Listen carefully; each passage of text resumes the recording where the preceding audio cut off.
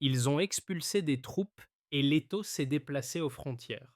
Autour du Burkina Faso, du Mali et du Niger, centre de formation chez des voisins, options de déploiement rapide, surveillance et pression financière s'empilent, sans invasion annoncée comme une cage stratégique. Si ce pari tient, qu'est-ce que cela change pour vous et pour Ibrahim Traoré? Paris se repositionne, Moscou fournit formation et armes, Pékin injecte des chantiers. Trois dirigeants militaires misent sur une souveraineté durable, tandis que sanctions, récits d'illégitimité et encerclement en couches cherchent à les épuiser avant qu'ils ne consolident leur alliance. Ce récit promet une chose précise: comprendre ce qui est réellement en jeu derrière l'affrontement silencieux qui se déploie autour du Sahel, au-delà des slogans sur la sécurité ou la démocratie.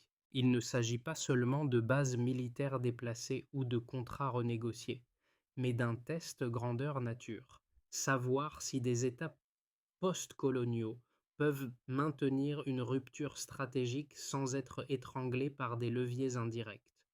L'enjeu est immédiat. Pour les gouvernements sahéliens, il concerne la capacité à sécuriser le territoire, financer l'État et conserver une légitimité interne sous pression externe.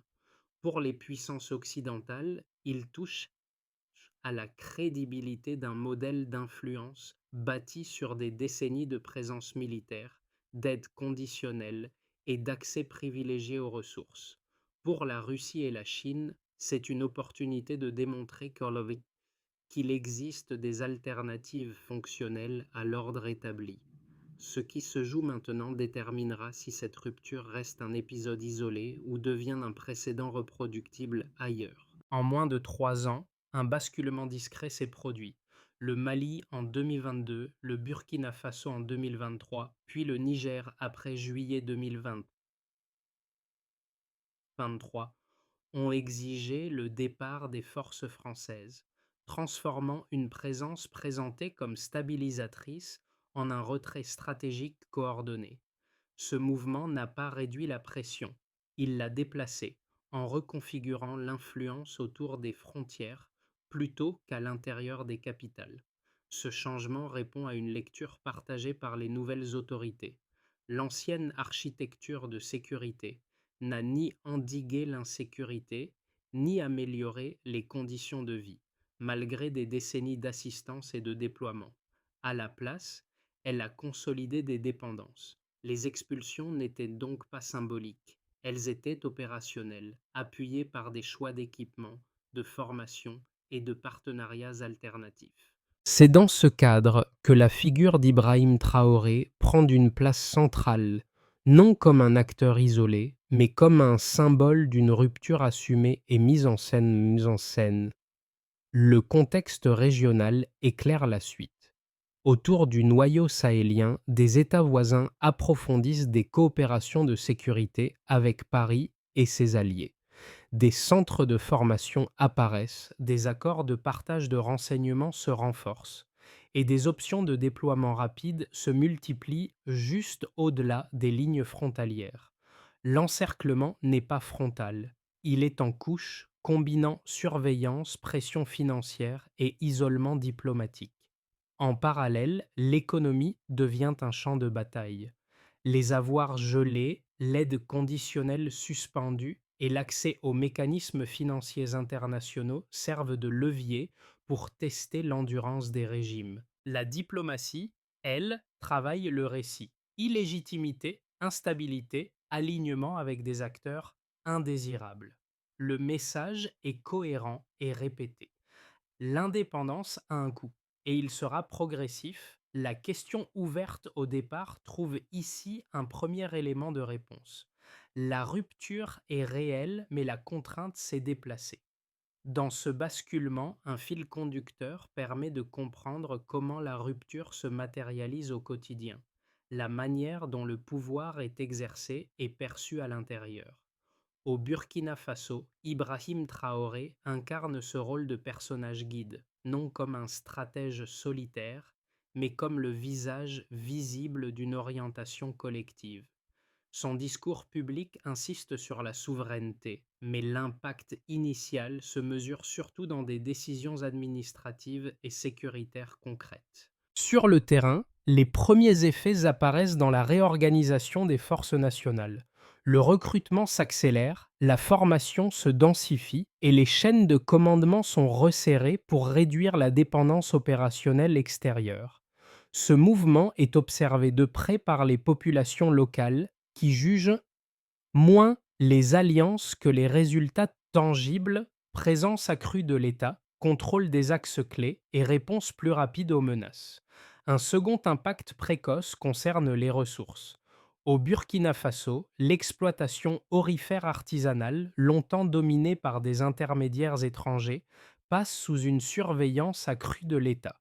L'objectif affiché n'est pas l'isolement économique, mais un rééquilibrage des flux de revenus afin qu'ils bénéficient davantage aux budgets nationaux. Cette inflexion, encore partielle, envoie néanmoins un signal clair aux acteurs régionaux et internationaux. Ces mesures ne règlent pas tout et règlent pas tout. Elles ouvrent plutôt une phase de test, la capacité à transformer une rupture politique en gain durable pour la sécurité et les finances publiques. C'est là que le pourquoi cela compte devient évident. Sans ce résultat visible, la souveraineté reste un slogan. Avant les ruptures annoncées, la relation entre les États du Sahel et leurs partenaires occidentaux suivait un schéma stable. La sécurité était externalisée, largement pilotée par des missions étrangères présentées comme indispensables contre l'insurrection djihadiste. En échange, l'architecture politique, économique et monétaire restait alignée sur des intérêts extérieurs, avec peu de marge de manœuvre nationale. Cette situation était critiquée, mais perçue comme inévitable, faute d'alternatives crédibles et immédiatement opérationnelles. Après les coups d'État successifs, la séquence change rapidement. Les nouvelles autorités posent un diagnostic simple: si la présence étrangère était la clé de la stabilité, les résultats auraient dû être visibles. Or, l'insécurité s'est aggravée, la pauvreté a persisté et l'extraction des ressources a continué de bénéficier surtout à l'extérieur. À partir de là, l'expulsion des forces françaises devient un acte fondateur, non pour provoquer, mais pour forcer une réorganisation complète du dispositif. Au Burkina Faso, sous l'impulsion d'Ibrahim Traoré, cette décision s'inscrit dans une narration de reprise de contrôle, destinée autant à l'intérieur qu'à l'extérieur. Le retrait n'est cependant pas une fin. Il déclenche une série de réactions en chaîne. Les puissances occidentales évitent l'affrontement direct et optent pour un repositionnement. Les bases se déplacent vers des pays voisins jugés plus fiables. Les accords de coopération régionale sont renforcés. Les capacités de surveillance et de renseignement s'étendent au-delà des frontières, créant une pression constante sans franchir le seuil de la confrontation ouverte. Cette stratégie permet de contenir sans déclarer, d'influencer sans occuper. Dans le même temps, les États sahéliens accélèrent leur propre agenda. Les recrutements militaires augmentent, les formations sont diversifiées. Les équipements proviennent désormais de fournisseurs non occidentaux, en particulier russes, ce qui modifie l'équilibre des dépendances. La logique est claire. Remplacer une tutelle unique par une pluralité de partenaires afin de réduire le risque de chantage stratégique. Cette phase est rapide, parfois improvisée, mais elle marque une rupture nette avec l'avant. Sur le plan économique, l'après se traduit par une remise en question des contrats hérités. L'uranium nigérien, l'or burkinabé et d'autres ressources critiques deviennent des leviers politiques. Les autorités demandent pourquoi des pays riches en matières premières restent parmi les plus pauvres. Les renégociations, les suspensions ou les révisions contractuelles s'enchaînent, suscitant inquiétude et résistance. Là encore, Ibrahim Traoré et ses homologues savent que ces décisions touchent des flux financiers établis depuis des décennies. L'après est donc une phase de montée en tension. À la pression sécuritaire succède la pression économique, puis la pression diplomatique. Les, san- les sanctions sont évoquées. La reconnaissance est suspendue. Les organisations régionales prennent leur distance. Chaque étape vise à tester l'endurance des régimes et la cohésion de leur alliance. Ce passage de l'avant à l'après révèle une chose essentielle. La rupture n'est pas un moment, mais un processus, et c'est sa durée qui déterminera son issue. Avant la rupture, le point de départ était clair. Des décennies de présence militaire étrangère, des milliards d'aides cumulées et une promesse récurrente de stabilisation progressive. Le écart, observé après les expulsions, est plus ambigu. Moins de tutelle directe, plus d'autonomie affichée, mais une pression externe accrue et des résultats encore inégaux sur la sécurité et l'économie. C'est dans cet écart que se mesure la crédibilité du pari sahélien. Pour commencer, un premier repère concerne la sécurité. Malgré des années d'opérations internationales, les attaques armées n'avaient pas diminué de façon durable avant 2022. Après le retrait, les États sahéliens enregistrent une hausse des recrutements et une intensification des formations nationales. Le changement n'est pas immédiatement visible dans les statistiques d'incidents, mais il modifie la chaîne de décision. Les opérations sont planifiées et conduites et sans coordination étrangère obligatoire. Cette autonomie opérationnelle est présentée comme un prérequis, même si ses effets prennent du temps à se traduire sur le terrain. Ensuite, un deuxième repère porte sur les ressources financières. Le point de départ reposait sur des contrats négociés des décennies plus tôt, souvent dans des contextes politiques favorables aux partenaires extérieurs. Le écart apparaît lorsque ces accords sont renégociés ou réexaminés. Au Niger, l'uranium, pilier de l'approvisionnement énergétique français, devient un symbole de déséquilibre persistant entre richesse extraite et retombées locales. Au Burkina Faso, l'or artisanal passe sous un contrôle étatique renforcé, visant à limiter les fuites de revenus. Chaque révision n'augmente pas instantanément les recettes, mais elle change la trajectoire budgétaire potentielle. Enfin, un troisième repère touche à l'isolement économique. Avant, l'accès aux mécanismes financiers internationaux était conditionné mais relativement stable. Après, les avoirs gelés, l'aide suspendue et les menaces de sanctions deviennent des outils explicites. Le écart ici est négatif à court terme. Moins de liquidités, plus de contraintes. Cependant, cette pression incite les gouvernements à explorer des circuits alternatifs, notamment via des partenariats non occidentaux et une intégration régionale accrue entre les membres de l'Alliance des États du Sahel.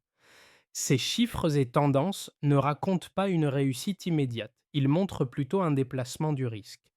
Là où la dépendance garantissait une certaine prévisibilité, l'autonomie expose à des chocs plus visibles. Ibrahim Traoré et ses homologues misent sur un arbitrage temporel, accepter un coût initial plus élevé pour réduire, à terme, la vulnérabilité structurelle. La lecture quantitative conduit donc à une conclusion intermédiaire. Le écart n'est pas encore favorable sur tous les plans, mais il révèle un changement de logique. Les États sahéliens ne cherchent plus à optimiser un système hérité. Ils tentent d'en bâtir un autre avec des indicateurs de succès différents. C'est ce décalage entre attentes immédiates et objectifs de long terme qui alimente les tensions actuelles. Les critiques du virage sahélien avancent deux arguments solides. Le premier concerne la sécurité. Selon eux, l'expulsion des forces occidentales a créé un vide opérationnel que les armées nationales, encore en reconstruction, ne peuvent combler rapidement. Les groupes armés profiteraient de cette phase de transition, aggravant l'instabilité et exposant les civils à un risque accru. Dans cette lecture, la présence étrangère n'était pas parfaite, mais elle constituait un pare-feu partiel dont l'absence se fait immédiatement sentir. Le second argument porte sur l'économie politique. Les sanctions, l'isolement diplomatique et la méfiance des investisseurs seraient susceptibles d'asphyxier des États déjà fragiles. La rupture avec les partenaires traditionnels pourrait réduire l'accès au financement, ralentir les projets d'infrastructure et accentuer la dépendance à de nouveaux acteurs aux conditions opaques. Pour ces critiques, remplacer une dépendance par une autre ne constitue pas une véritable souveraineté, mais un simple changement de tutelle. Ces arguments méritent d'être pris au sérieux, car ils s'appuient sur des précédents historiques.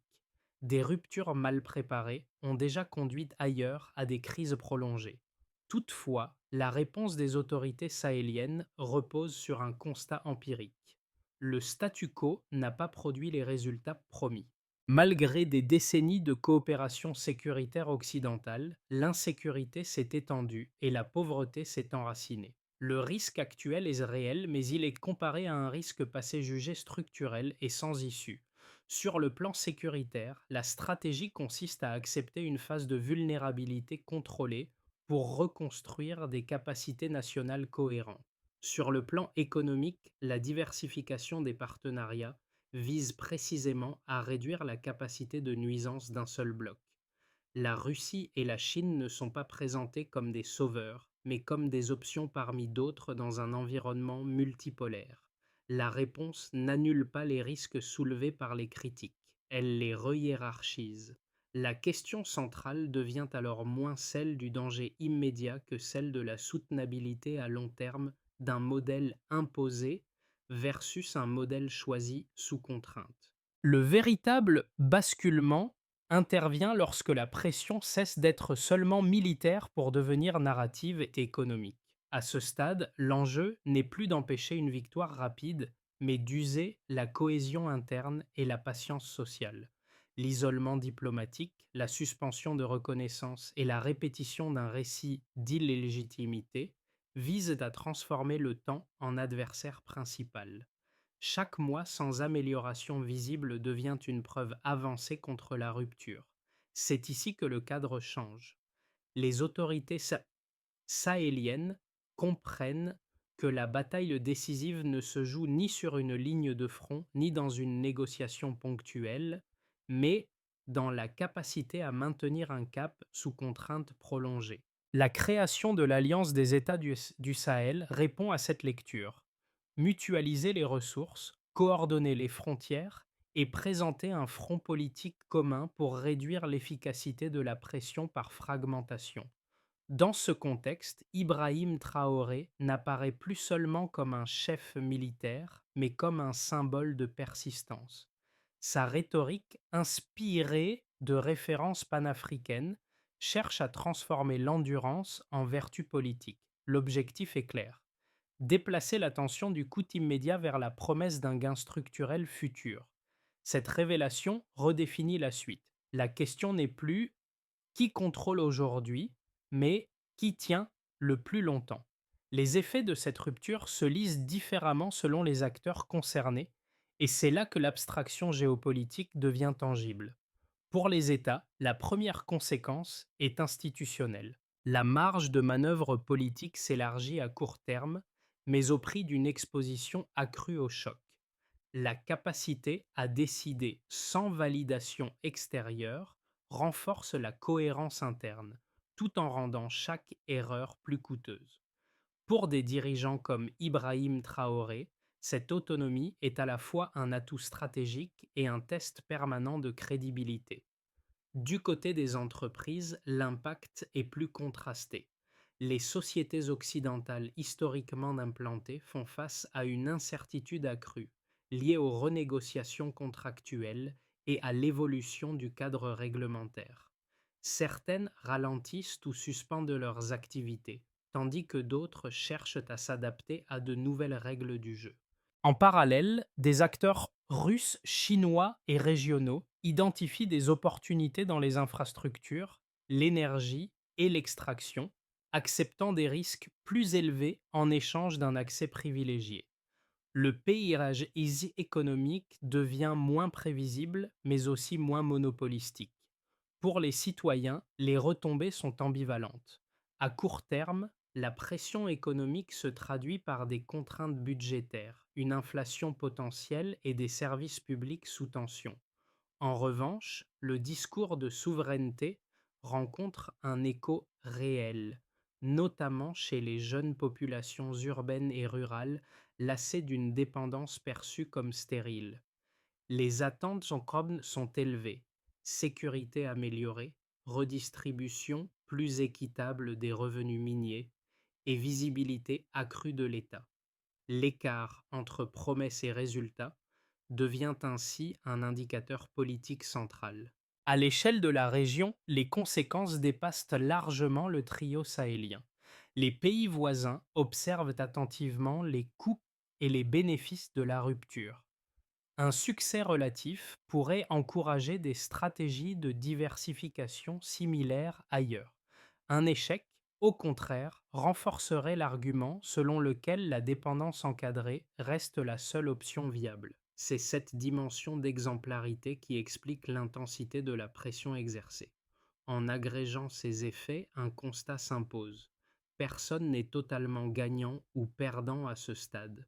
Les États sahéliens ont gagné en autonomie symbolique mais perdu en confort immédiat. Les partenaires traditionnels ont perdu un accès direct mais conservent des leviers indirects. La trajectoire reste ouverte et c'est précisément cette incertitude qui maintient la tension au plus haut niveau. À horizon de 6 à 12 mois, on peut envisager trois trajectoires plausibles, chacune dépendant de la capacité des États sahéliens à absorber la pression sans rompre leur cohésion. Dans une trajectoire plus favorable, la diversification porte ses fruits plus vite que prévu. Les coopérations sécuritaires non occidentales améliorent la capacité opérationnelle, les recettes issues des ressources augmentent marginalement grâce à des contrôles renforcés, et l'intégration au sein de l'Alliance des États du Sahel réduit les coûts de transactions régionaux. La pression extérieure s'ajuste alors à la baisse, non par concession idéologique, mais par pragmatisme. Les États voisins recalibrent leur position et la rupture devient un précédent gérable plutôt qu'une menace à contenir. Dans une trajectoire plus difficile, l'isolement s'intensifie. Les contraintes financières se durcissent, les chocs économiques se répercutent sur les populations et les tensions internes s'exacerbent. Les gains sécuritaires tardent à apparaître, nourrissant un doute croissant. Dans ce cas, la pression narrative devient décisive, présentant la rupture comme un échec structurel. Les autorités se retrouvent alors face à un dilemme: durcir le contrôle interne ou concéder une réouverture partielle vers l'ordre ancien. Ces scénarios ne sont pas des prédictions mais des cadres de lecture. Leur réalisation dépend d'une variable centrale: la gestion du temps. Si les dirigeants parviennent à transformer des sacrifices immédiats en bénéfices tangibles, alors la rupture se consolide. Sinon, le coût cumulé peut inverser le rapport de force sans confrontation directe. Pour des figures comme Ibrahim Traoré, l'enjeu est moins de choisir un camp que de tenir une ligne assez longtemps pour la rendre crédible. Au-delà des capitales et des alliances, cette séquence a des répercussions concrètes pour différents publics, y compris ceux qui observent le Sahel à distance. Pour les citoyens africains, elle redéfinit le champ des possibles. La rupture sahélienne alimente un débat ancien. L'indépendance politique peut-elle enfin se traduire par une autonomie économique et sécuritaire réelle? Le simple fait que cette question soit posée avec autant de clarté modifie les attentes et la tolérance face aux compromis imposés. Pour les acteurs économiques, la période actuelle impose une lecture plus fine du risque. Les environnements jadis considérés comme verrouillés s'ouvrent partiellement, tandis que des cadres réputés stables deviennent plus incertains. Cela exige une capacité d'adaptation accrue, une diversification des partenaires et une compréhension politique plus profonde des marchés. La frontière entre risque et opportunité devient plus mouvante. Pour les observateurs internationaux, chercheurs, diplomates ou décideurs, le Sahel devient un laboratoire stratégique. Il permet d'évaluer la robustesse des modèles alternatifs face à la pression combinée de la sécurité, de la finance et du récit. Les choix opérés aujourd'hui servent déjà de référence implicite dans d'autres régions confrontées à des dilemmes et similaires. Enfin, pour les populations sahéliennes, l'impact est immédiat et personnel. Les contraintes économiques, les attentes sécuritaires et la charge symbolique de la souveraineté se croisent dans la vie quotidienne. La patience devient une ressource politique, la confiance un capital fragile. Dans ce contexte, des figures comme Ibrahim Traoré concentrent à la fois l'espoir et la responsabilité, car chaque décision est interprétée comme un signal sur la viabilité du chemin emprunté. Ce déplacement du débat, du pan peut-on rompre au pan peut-on tenir, explique pourquoi cette crise dépasse largement le Sahel. Transformer une rupture politique en souveraineté durable suppose une séquence d'actions lisibles, mesurables et coordonnées. La première étape concerne la sécurité. Les États sahéliens doivent stabiliser leur chaîne de commandement, prioriser la protection des axes vitaux et concentrer les ressources sur des zones clés plutôt que disperser les forces. L'objectif n'est pas une victoire rapide, mais une réduction progressive de la vulnérabilité, évaluée par la continuité administrative et la sécurité des populations. La deuxième étape touche aux finances publiques. Renforcer la traçabilité des recettes issues des ressources, limiter les fuites et sécuriser les flux budgétaires permet de créer une base minimale d'investissement interne. Pour mesurer les progrès, on peut s'appuyer sur des repères simples, capacité à payer les salaires, financer des services essentiels et réduire la dépendance à l'aide conditionnelle. Sans ce socle, toute autonomie reste fragile. Troisièmement, l'intégration régionale devient un multiplicateur de résilience. En mutualisant certaines fonctions logistiques, en facilitant le commerce intrasahélien et en coordonnant les politiques frontalières, l'alliance des États du Sahel réduit l'effet de l'isolement imposé de l'extérieur. La mesure clé ici est la baisse des coûts de transaction entre partenaires. Quatrièmement, la gestion du récit ne peut être négligée. Maintenir une communication cohérente axée sur des résultats concrets plutôt que sur la seule rhétorique aide à préserver la légitimité interne. Pour Ibrahim Traoré, cela implique de lier chaque symbole politique à un progrès observable.